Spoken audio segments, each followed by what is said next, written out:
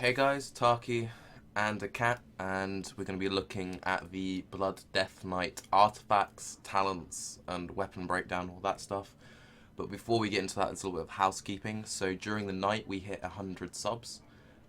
So thank you very much, everyone. And to celebrate, we're going to be buying this cat a roast chicken to nibble on. So congratulations, cat, because that's the only reason you watch my stuff. And thanks again, you guys. So, let's just start off with the Blood Death Knight content. And what we're going to do is we're going to go down through each spec individually, and then we'll go through the talent calculators, and the cat's no longer interested.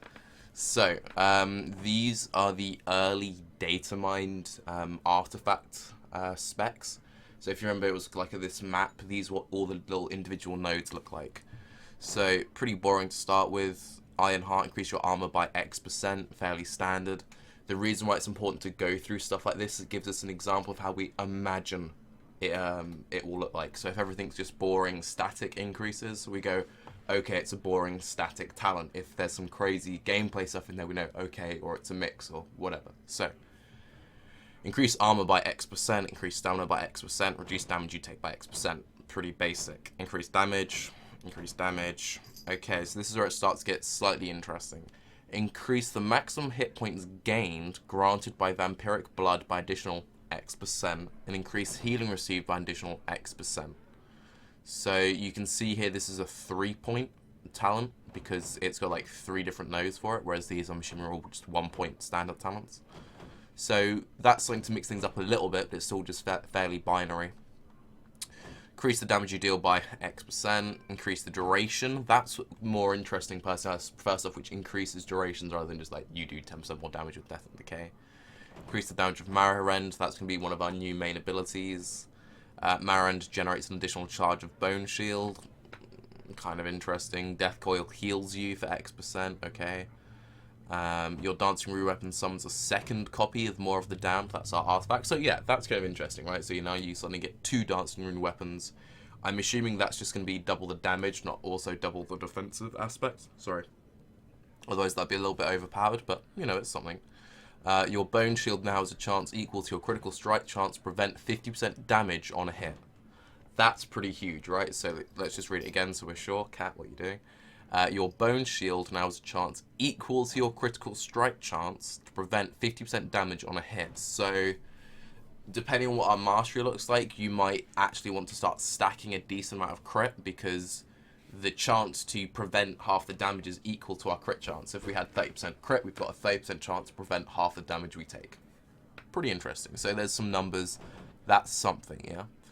When your blood shield expires, deal damage equal to half of your missing health to your enemy target. Gain health equal to the damage you deal. Okay. So this is something which will reward good Death Knights versus bad Death Knights, which is something which is kind of already in the game. Generally, Death Knights who want that experience just spam Death Strike, and they don't really save it for like burst phases. This will promote saving Death Strike because that's what heals you to fall. So you're saving stuff for if you need an ad to die quickly, you purposely let your health drop a bit, tell your healers not to heal you up instantly.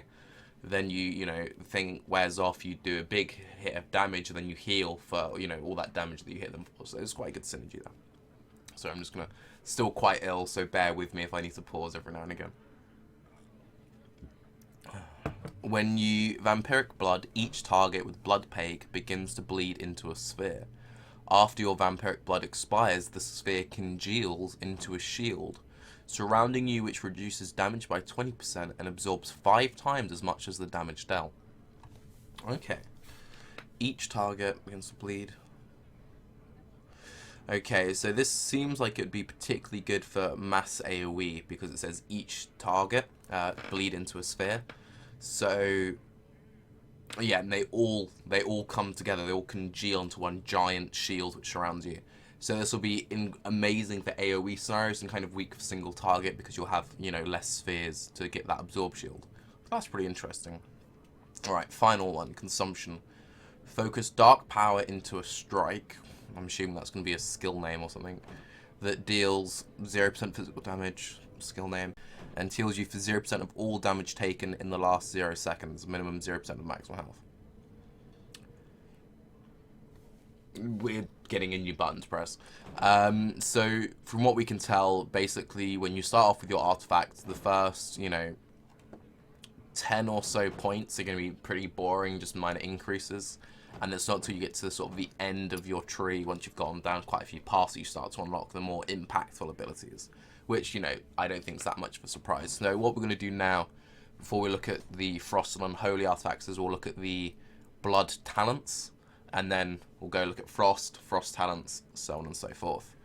So this is the new proposed talent tree. Again, this is all data mined by Wowhead, subject to change. It will change, but it gives us a rough idea of where the developers are thinking and, where their heads are. So, Bloodworms. If your Death Strike or Breath of Syndragosa would heal you past full health, you create a Bloodworm.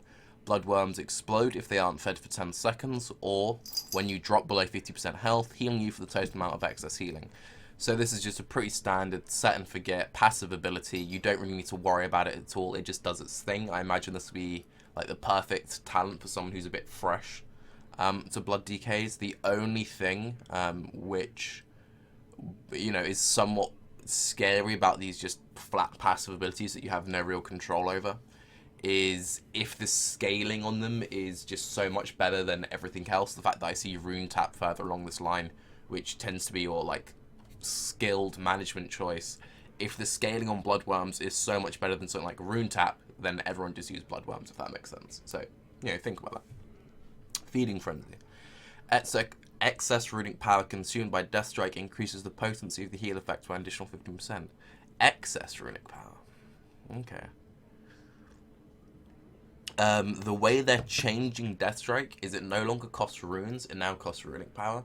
So, okay, a few things. We're losing like Frost, Unholy, Blood, and all those runes. We're just going to have runes. There won't be any specific types. It'll be this ability costs a rune. And we're going to have 6 runes by default. You can increase that to 7, I believe. And most of your abilities will just cost 1 to 2 runes, and then you'll have some moves which cost runic power. Death Strike will now cost 30 runic power, I believe, and I believe the way that Death Strike reads, it should say here that if you're below a certain amount of health, you full heal. So yeah, 40 runic power, instant cast. That deals 135% physical damage. If you're below 35% health when this is cast, all runic power is consumed, increasing the potency of the healing effect, right? So basically, you might purposely let your health dip, then you do one giant Death Strike, or you might spam it to, work it out. So this talent is for when you drop super low and you get that super Death Strike. The more runic power used, the more powerful. So that's kind of like a... If you like to drop low, that just makes you heal. What are you doing? Right, Rune Tap. This is the one we all know and love. 2 runes. Slash your might. So I'm assuming it's either 2 runes or 60 runic power. 30-second cooldown. No. Consume 2 runes to generate 60 runic power. Okay. So basically, that is 1.5 Death Strike. So this will kind of be the standard control pick. There are some cases where you want to bank loads of Death Strikes into one another. So you might, for example, if you saved up 100 runic power, you went Death Strike, that'll put you down to 20. You then Rune Tap, and then you can fit 2 more Death Strikes in. So that'd be 4 Death Strikes back to back. So this talent, as I said earlier, would reward the more planned gameplay approach rather than something like Bloodworms, which is just a passive, and then Feeding Frenzy, which is a semi-planned, somewhat panic button, like you just heal for a lot with Death Strike. So you can sort of see that they're going for like the fully passive option, the somewhat controlled but mostly panic option, and then the full control option, which I quite like, and hopefully they're, quite evenly balanced, so it's not just like, oh, this is the best by default because the numbers are higher. Right, Rapid Decomposition. Your Defile or Death and Decay deals 25% damage to targets infected by Blood Plague. You gain 50% increased healing from Blood Plague when standing in your Death and Decay. Personally, I'm not that big of a fan. I'm generally against moves which force you to stand in other moves. So basically what this is, if you stand in your Death and Decay, you gain like a healing buff because your Blood Plague heals for more. And, there's some cross synergy in the fact that your Death and Decay and Defile deals more damage if they're infected by Blood Plague, and if you're stood at your Blood Plague heals more. So there's like cross synergy, which is good for something like 5-mans, you would think. But the problem with 5-mans is that you just want to run. Like, you don't want to be standing still. You want to, like, run, pull, like, half the instance, then drop your big Death and Decay. Then it might be helpful, but it still has a long cooldown, I believe. Let's see if we can find it in here. Yeah, still got the 30-second cooldown. Not that big of a fan of that. Might be good. Standing in your death and... Okay, maybe this is a theme. So, 1 minute cooldown. Standing in your death and decay also causes marrow rend. Again, this is our big new ability. Let's see if we can find it in here.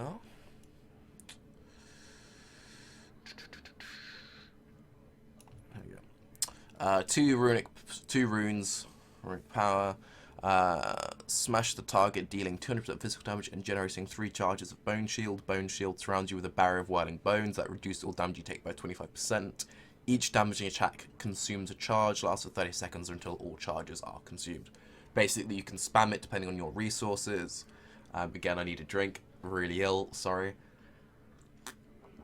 And this is sort of one of those gameplay options where if you're surrounded by weak mobs which attack very fast but don't do much damage, then this is kind of a bad ability because they'll just eat through your bone shields instantly, because it's like each hit, you know, uses up a charge. But if you're stood in front of a slow hitting boss, or there's like a big like cleave ability coming up, so for example if we were to think about Sokrathar, where he has the big blow attack, then this is like, so the perfect thing to throw up just before, and you kind of use it as like a mini active mitigation for casted boss abilities or slow hitting attacks. But versus fights where you have ads on you, this is going to be pretty much useless. And I'm just going to grab this cat because she's annoying me.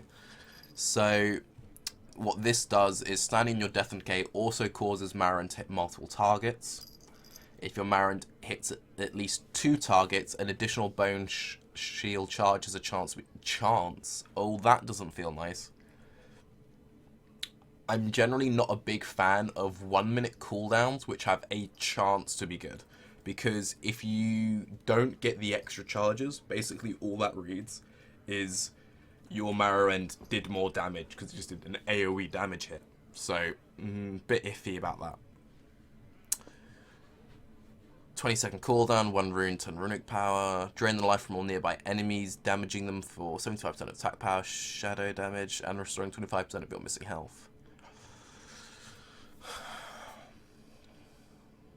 I think that's just better than the other two.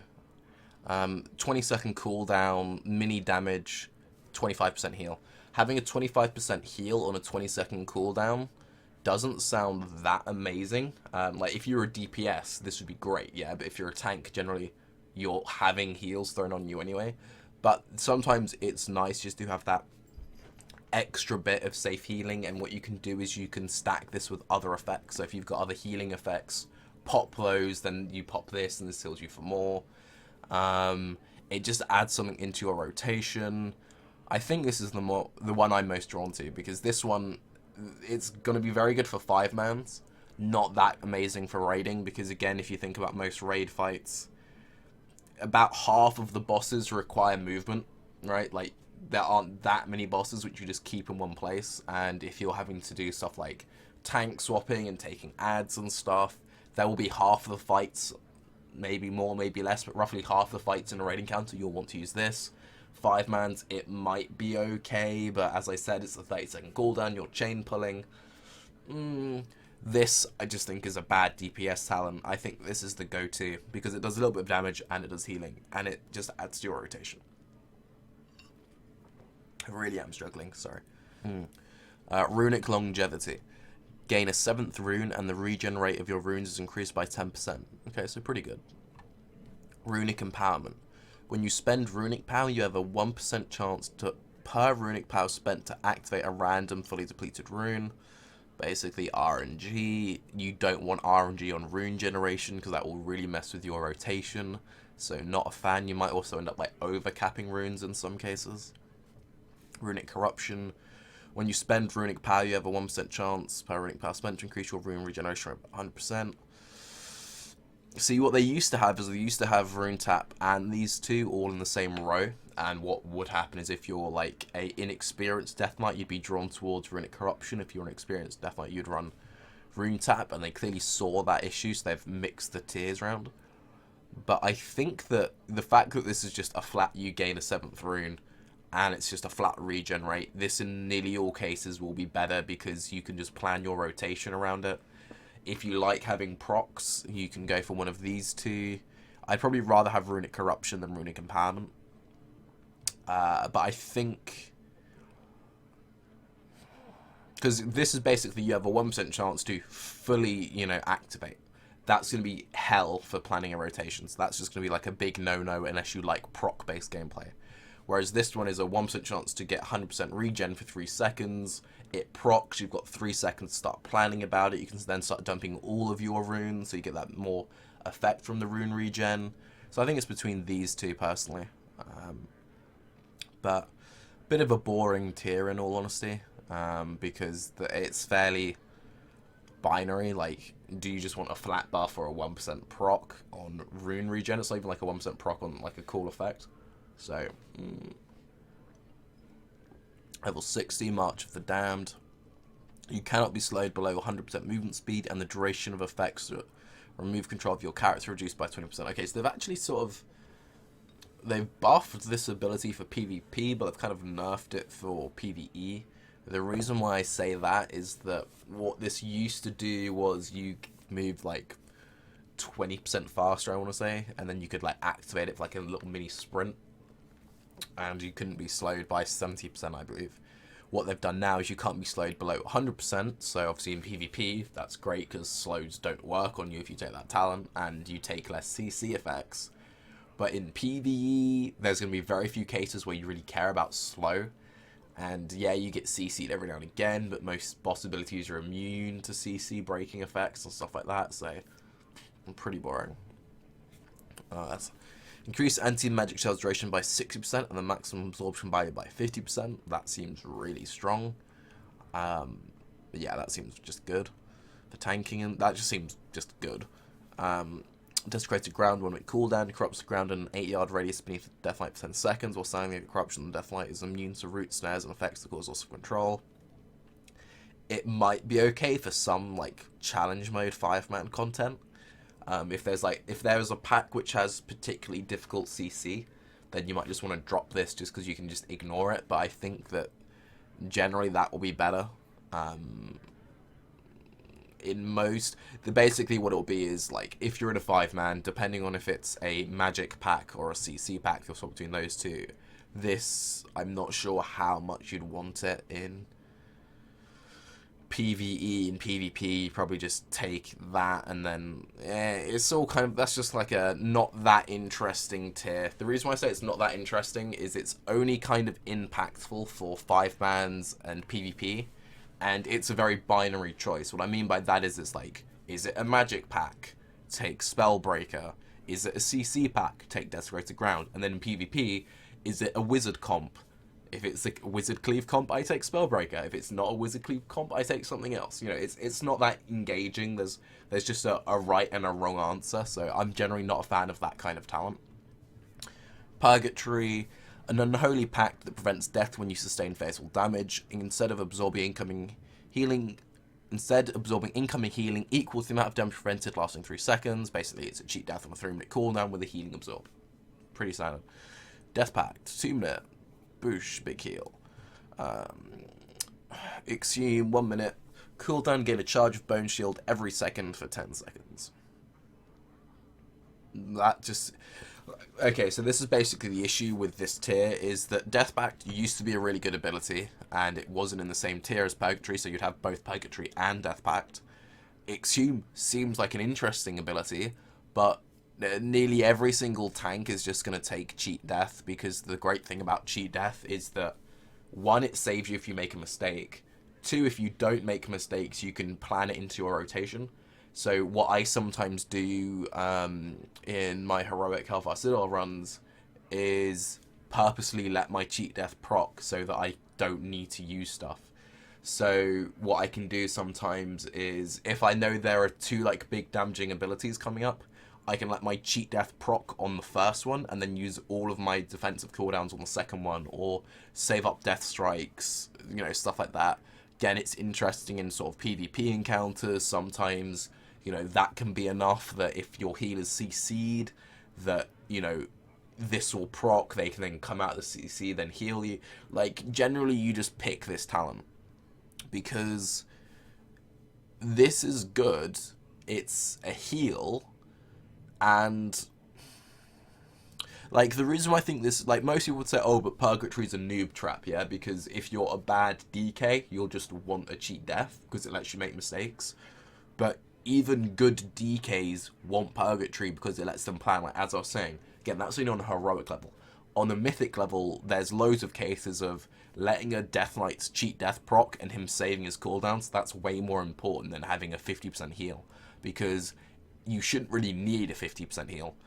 And these kind of do the same thing, right? So it's like, oh no, I'm dying. Proc my heal, but you could have just used Purgatory. Okay, yeah, it's a 2-minute versus a 3-minute cooldown. But I don't think there's going to be many cases where you'll want this over this just for that 1-minute difference. Exhume seems kind of just like an interesting ability, which personally I think should just be a baseline ability, because that just seems cool. 1-minute cooldown, you press it, for the next 10 seconds you gain, you know, stacking bone shield. That's gameplay, like, that's just a good move, whereas the other two are just powerful. Does that make sense? I don't think you'd ever pick this over the other two, basically. This will just be set and forget still, so a bit disappointed by that tier. Level 90, Gorfine's Grasp. Click. 1-minute cooldown, 30-yard range, Shadow Tendrils, 20 yards of target, so basically it hasn't really changed that much. I think they've made it, I believe it was 45 seconds, now it's 1 minute. I'm not sure. They either like made it slightly longer or they haven't touched it. But again, it doesn't matter too much, because fights where Gorfine's Grasp is good, you already have 2, maybe even 3 Death Knights. So that 15-second nerf, if they've nerfed it, I might just be thinking it's 45 seconds at the moment. But it's not that big of a deal, so it doesn't really matter.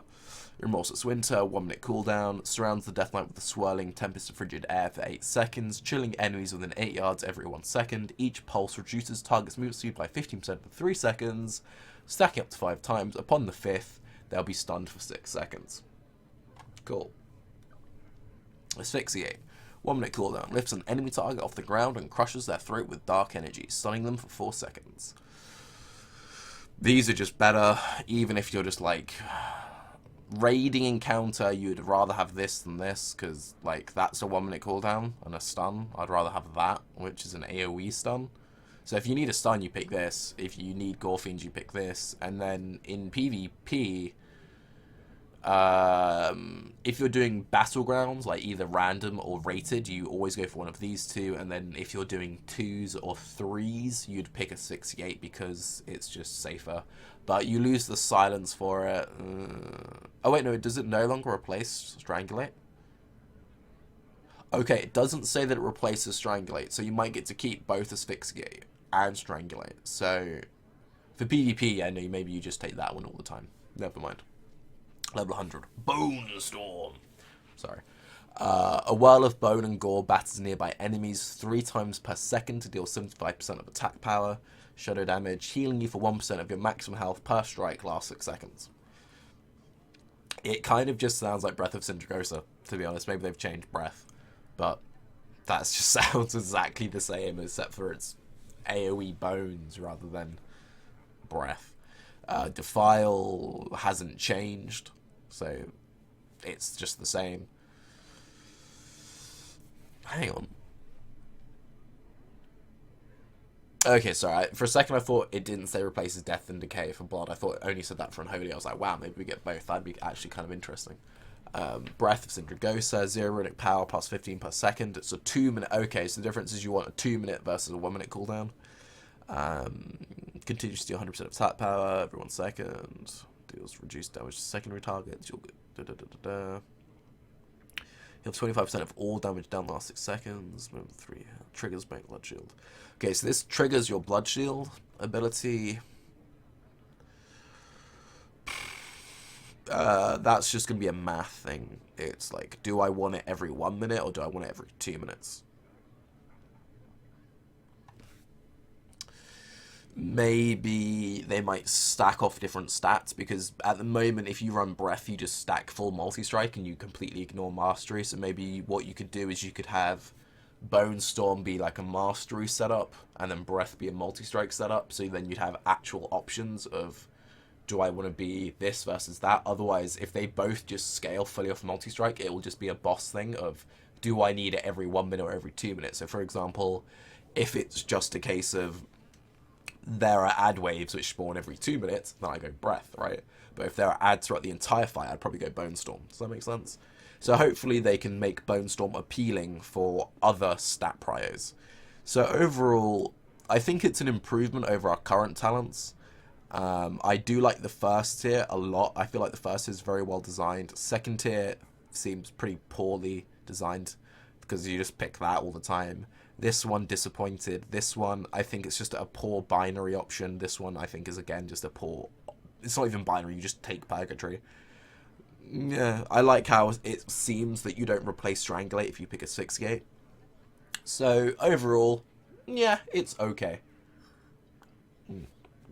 Now, let's just very quickly look at all the skins which have been leaked out there now. I think a few of these are missing, but I give some examples. This is just the base model we've all seen a million times before. We see cool little variations as the weapon gets like bigger. Basically, yeah, it just gets a bit bigger. And I've always much preferred this axe model for some reason. I think it's because it looks kind of like bone.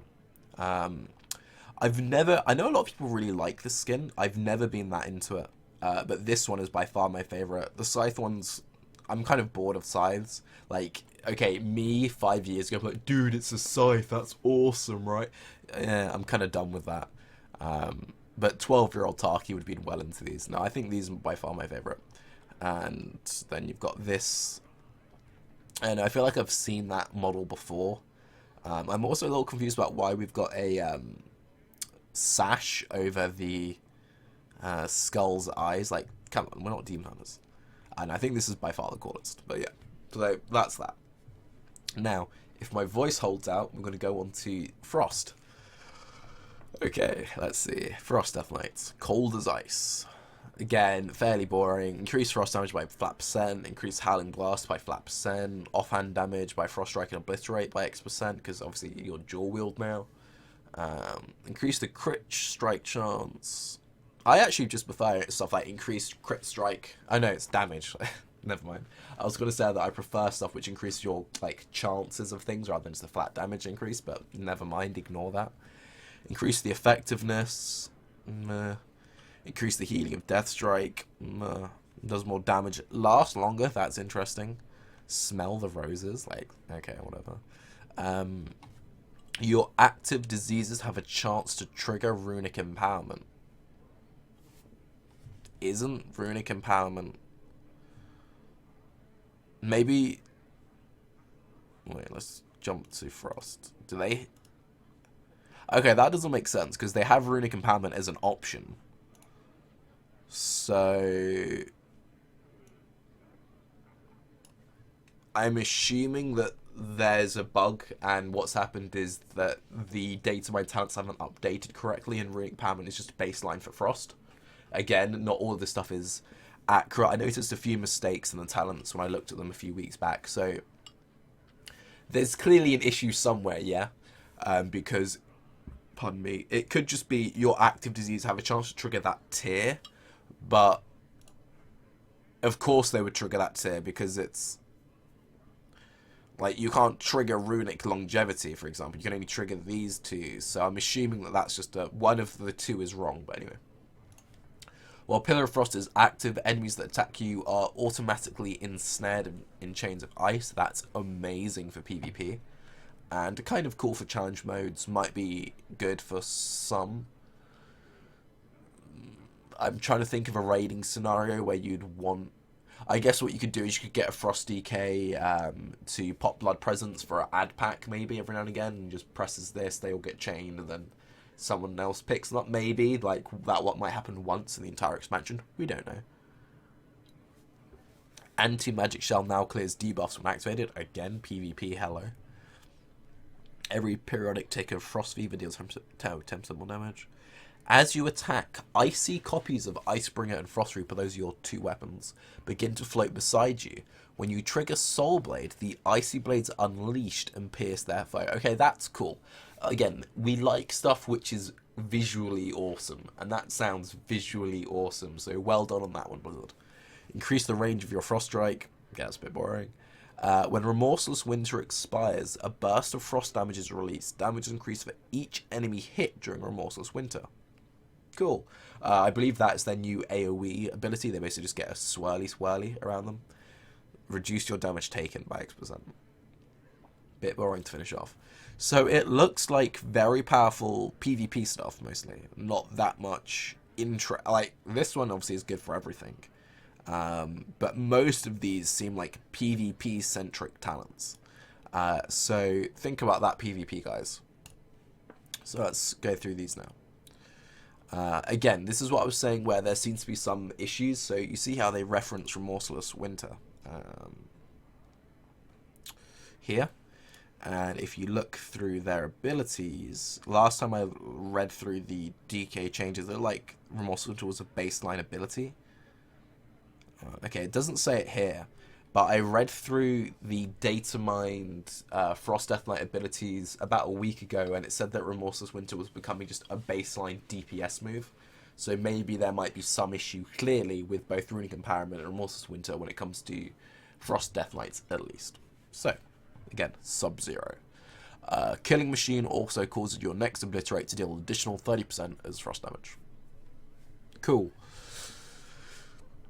Okay, it's a good ability. It's like a powerful ability. I don't think that's an interesting proc, if that makes sense. I prefer stuff which is like you gain a proc rather than like it just deals more damage. Does that make sense? Frost Strike hits increase your melee attack speed by 25% for 3 seconds. Refreshing this effect extends its duration. Okay, basically this just becomes a buff that you keep up. Frost Strike, just 20 running power. Yeah, so basically you just like, you keep Icy Talons up if you keep that. So it becomes like a short duration buff that you want to try and keep going for as long as possible. That might be really annoying gameplay.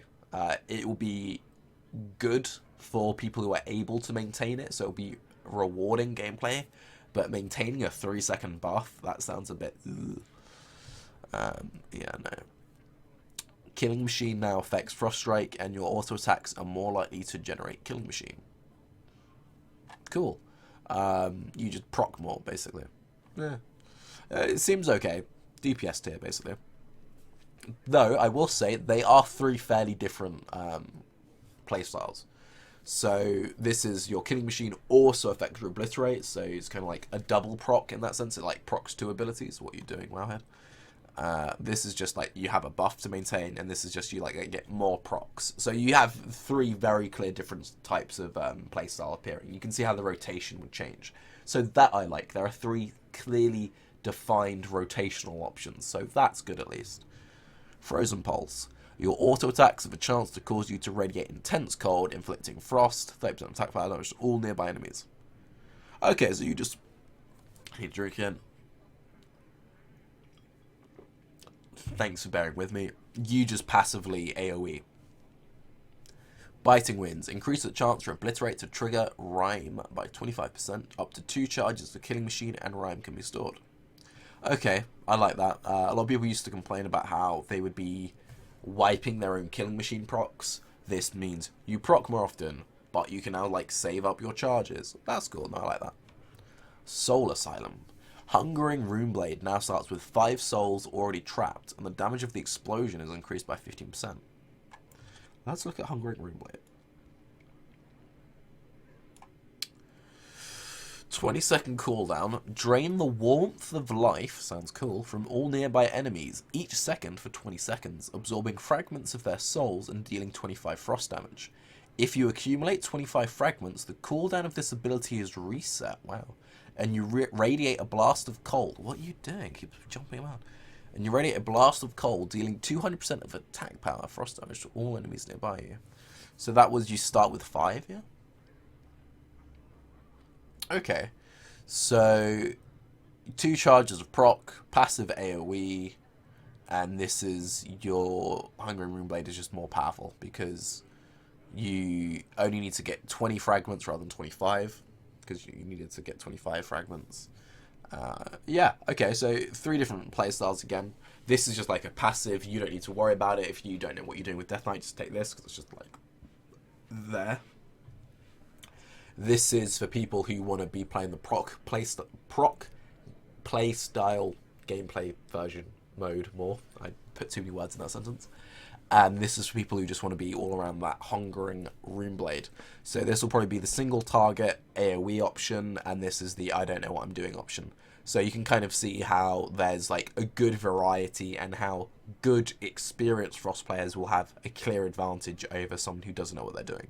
So that I like. Notice how it seems that you won't be getting Rune Tap at all. I think, okay, so it looks like Rune Tap is only a blood DK thing because it's not anywhere in these talents. So again, this hasn't changed. 7 increased regen rate, chance to fully random. Nah, basically you just take this one. You don't want more RNG. Like, you don't want to be handling procs upon procs. Some people might take this so they can just get like all the procs. They go like boom, boom, boom. But no, you probably just go for this one. Much to the Damned. Again, this hasn't changed at all. So a bit disappointed. Hasn't. Oh wait, no. Reduces the cooldown of Icebound Fortitude by a lot of seconds. I'm assuming that's a bug. Otherwise, that's a very long cooldown. And increases damage reduction effect by 50%. Basically, you take this with the artifact, if we jump back to it, which was Pillar of Frost. No, that's something different. Never mind. Never mind. Yeah, that's bugged. So it might be good, but you probably just take these 2 anyway. Well, you probably just take this one. This hasn't changed. Again, it doesn't say that it replaces Strangulate. Right, Glacial Advance. This seems interesting. 12-second cooldown. Okay, so that's quite active. I like when you have the big moves which change your rotation or add to your rotation rather than just like a cooldown. I prefer this approach. Summon glacial spikes from the ground that advance forward, each dealing 180% of attack power to enemies near the eruption point. So it seems like they'll shoot up from the ground, and from where they shoot up is where the damage takes place, and they slowly move forward. So maybe, oh no, what it will be is it'll be like, imagine my arm is the floor. It'll be like spike, spike, spike, spike. Kind of like the Anubarak ability in Heroes of the Storm, right? So it's like, doosh, doosh, doosh, doosh. Does that make sense? Is that a good visual? Yeah. Okay. Good AoE, potentially good single target. I don't know if you'll be able to like hit. Okay, back to the arm. If someone's got a massive hitbox, you might be able to potentially clip them with multiple strike throughs. It doesn't say that enemies can only be hit once, so that might be amazing in some single target encounters. On a boss like Manaroth, for example, it'd be great, but on a boss like Tyrant with a tiny hitbox, it wouldn't be as good. So I like that. That's interesting. Defile just hasn't changed, and Breath hasn't changed. Okay, so basically Breath or Glacial. No, I like that. Not a fan of how there's basically, 5 tiers which are exactly the same as for like 2 talents. But it means that I can jump through them a bit quicker, so there's that. I'm sure my voice appreciates it. Right, let's look at these Frost ones. I gotta look at them a bit closer because they're smaller. Not a massive fan, to be honest. They're a bit plain looking. I do like this model, though, I must say.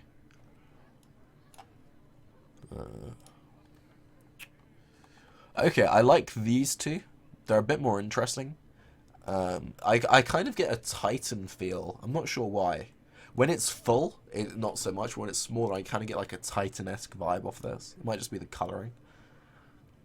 I know, I like these. I think I prefer these in general to the blood ones. The blood ones just seem a bit meh. Whereas, this first baseline one is just kind of... I feel like I've seen this item already in game. This is just a good looking... Like, that looks beautiful. But this is just like a good looking... This is just a good model, right? Again, this is just a good model. It's not something we've seen that many times before. It's kind of an interesting take on it. Some of the color variations are really nice. I really like this one. I think I prefer this one more than the red one. And then this is just really cool. I really like that sort of sci-fi vibe I'm getting off it. And then that's more gothic. So, yeah, that's frost weapons. I prefer the frost weapons. Right, let's jump down to Unholy. Hopefully Unholy has something a little bit more interesting. Increase the damage. No. Reduce the damage you take. Just flat reduce the damage you take. Notice how they had it at, like, the end, I imagine, of the artifacts. You get it at the start, and then... so it just seems like everyone, like, all 3 specs get a flat reduce in damage you take. So that's a bit disappointing. Enemies you death grip are rooted for 6 seconds. That must be reduced for PvP. That's amazing. That's really good. Runic tattoos. Okay, maybe we're getting... Whoa there, runic tattoos. I doubt we're going to be getting, like, cool, glowing... Okay. Increase your maximum runic power by X and runic power generation by X. Play a gnome. Stack this up. Get, like, 300 runic power. GG. Your Scourge Rake has a chance to refund a rune. Okay, well, these are already way more interesting than the others. You have 2 boring ones, then you have a root, then you have a refund. This is way more interesting. Increase the effect, reduce the damage you take from air effect. Well, it's 2, wow. Your attacks have a chance to summon an army of the dead. That's really cool. I wonder if it's like a full army or just one dude. I'd hope it's a full army, because that will look really cool visually. Your attacks have a chance to summon a super zombie. Oh my... Sudden Doom grants you 2 free death coils. Okay, Unholy seems really cool. Rip blood. I'm going Unholy. That just sounds cool, yeah? Death Coil applies a debuff that increases Scourge Rate damage 50%. I wonder if that stacks. Enemies attempting to leave your Death and Decay are death gripped back to the center. PvP. That's amazing. Like, okay. RBGs, yeah? You Gore Fiend everyone, drop Death and Decay, and they try and run, they get Gore Fiend. Oh, that's just amazing. Ghouls summoned by Army of the Dead now apply additional effects when using their Claw. Okay. They have an ability called Claw, so I'm assuming they'll like apply loads of debuffs and stuff. Increase the damage and healing, bit boring, improve the damage. Okay, so there's a few boring ones in there, but a few really interesting ones. Big fan Blitz. I want more talents like this. It seems OP though for PvP. Very OP for PvP. I can also imagine this would be amazing for 5-man spam. The reason why I say that is having a death grip, which is also a root. Imagine the scenario, right? Your tank is getting wrecked. It's like, oh no, my tank's dying. Or there's a loose ad on the healer. Not only do you pull the ad off the healer and or dying tank, you then root the ad in place for the full 6 seconds. And then you can drop a death coil on your feet. And it's like, yeah, no. That's really powerful. Really good. Let's jump over to the Unholy Talents. Again, not that much difference. It's just these, like, first 2. Lil Stinker. Whenever your ghoul uses Claw... Okay, so we might have some cross synergy, because, like, ghoul summoned now. But anyway. Whenever your ghoul uses Claw, it exhales a gaseous cloud that damages nearby enemies for 6 seconds. We'd have to see the numbers, but it seems cool. I can visualize it. Seems cool. It's thematic. It works. Dealing damage with Death Coil will decrease the cooldown of Dark Transformation by 8 seconds. Very good. Again, there's synergy with... you get the 2 procs. Yeah, Sudden Doom grants you 2 free Death Coil procs. So already, I feel like there's way better synergy. And, like, there's better design, it seems, when it comes to the Unholy artifacts and talents. And that's something I want to see. I want to see talents which have that synergy with the artifact system, so it feels, you know, interesting rather than just like, oh, you do like 20% more damage, because, you know, it's just boring. All will serve. Your Raise Dead spell summons an additional skeletal minion and its cooldown is removed. Pretty cool. So basically you just like spam it whenever your thing dies. No, in Arena you just hide behind the pillars and you spam this button all day. That's all you do. Apologies. Festering Strike now applies 1 to 5 Festering Wounds. The runic power gained from triggering a Festering Wound is increased by 3. Okay, let's read that one again. Festering Strike now applies 1 to 5 Festering Wounds. The runic power gained from triggering a Festering Wound is increased by 3. That seems really heavy RNG, because because you gain runic power from triggering it, so not only is it a debuff, and obviously you want to apply more than less debuffs, it will also give you more runic power. That seems like really heavy RNG. Hopefully it would even out over a fight, but that seems like your damage numbers would be all over the place. Your successful auto attacks have a chance to infect your target with a festering wound. Cool. Death and Decay or Defile ticks will trigger Festering Wound. Each time it does, the duration of Death and Decay is extended by 1 second. Pretty boring. Good in single target raid scenarios where the boss doesn't require much movement, because you can just get your Death and Decay up all the time. 5-man, you're always on the move, so you don't really need to extend. Like, by the time you've dropped your death, the mob should be dead before it falls off. Unless it's like super difficult content, but both of these sound more interesting and probably sound like better DPS options. Again, they haven't changed at all. One thing I will say though before we go on is just like looking at the names, looking at the effects, it seems that, you know, the Blizzard devs have had way more inspiration when it comes to Unholy, like Pestilent Pustules, Blighted Runeblade, Boiling Rot, you know. These just seem so much more interesting than the Frost and the Blood ones. So, you know, I find it interesting where you can see how they've managed to like really capture the theming and go crazy with it, covering these really cool things. And then with something like Frost, they're just like, more procs. We get like glacial spikes. I don't know, this is cool. March of the Damned hasn't changed. Again, just binary. Disappointed Blizz. Hasn't changed. Again, this, you know, 60,000 seconds. If I could say anything to Blizzard, right? I don't want a class I play to have 4 rows of talents which are exactly the same. Okay, yeah, Blood didn't have improved Icebound Fortitude. But, I mean, come on, guys. Again, most people are a tank or a DPS, so most DPS Death Knights will be jumping between Frost and Unholy for different fights. They don't want to have 4 tiers which are exactly the same. You know, fix that. Anyway, that's just, you know, it bugs me, you know, because that's boring. It makes it way less interesting than some of the other classes. Tortured Spirit, 20-second cooldown. Good, short cooldowns, like we like those. Summon a slow-moving but powerful spirit to assist you in combat for 20 seconds, so you have 100% uptime. Each time the spirit strikes, it gains more, or it grows more powerful. You know what this reminds me of? This reminds me of D3, surprisingly enough. Most of these abilities come directly from D3. When you look at some of the other classes, which we'll have one of these coming up every day. Anyway, there is a Witch Doctor ability, which is exactly the same, and I'm calling it right now. The animation is going to be this big blue ghost, or it might be green, and it looks like this, and it does that with its arms. I probably look like an idiot, but anyway, like that's going to be the visual, and it will come out of your head, or maybe it will just slowly walk forward, but that is exactly the same as an ability from the Witch Doctor. Anyway, Defile is the same, Breath is the same. Let's just quickly see if there's anything interesting in here.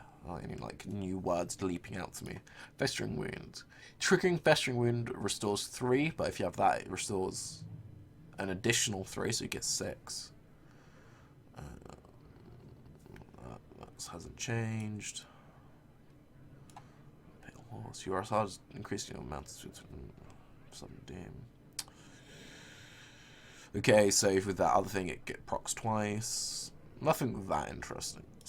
Control Undead. Okay, that's pretty cool. But it doesn't seem like we've had anything that crazy. Let's see what the Master increased. Okay. So it seems they haven't really gone that crazy when it comes to changing the abilities. They've just gone really cool on the theming. So overall, Unholy, big yes. Frost seems pretty interesting. Blood, bit disappointed. I liked the design options. If we quickly jump back, how you have like the clear, like not experienced, fully experienced. I like stuff like that. but none of it's that like crazy cool. Yeah, like if you look at Unholy, the Unholy ones are just cool, right? They're just cool. We want more cool stuff. Let's look at the Unholy weapons. If I stick with my Deathlight, which I'm probably not, because I think I need to stick as a tank, and I don't like the look of blood. But if I did stick with my Deathlight, I'm definitely going Unholy.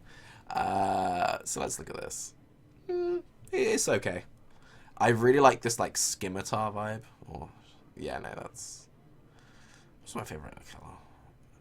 Like they just look cool. Unholy fanboy confirmed. Yeah, yeah. No, I like these.